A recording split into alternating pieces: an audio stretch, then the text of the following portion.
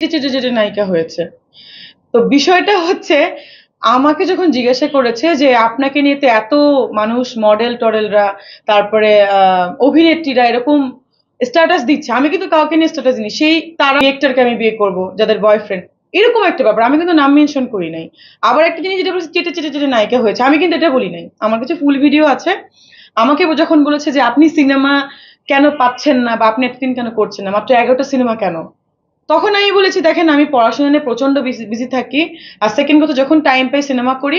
তখন বলছে যে এত কম কেন, ভালো ভালো ডিরেক্টররা কেন আপনাকে নিয়ে কাজ করছে না, আমি বলছি ভালো ডিরেক্টরের সব কাজ করেছি আমি।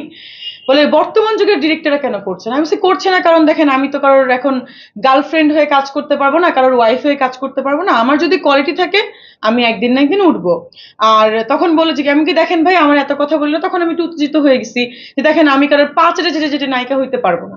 হ্যাঁ আমার কোনো ইচ্ছা নেই, আমি যদি আমার যোগ্যতা থাকে আমার কোয়ালিটি থাকে আমি একদিন অনেক দূরে যাব।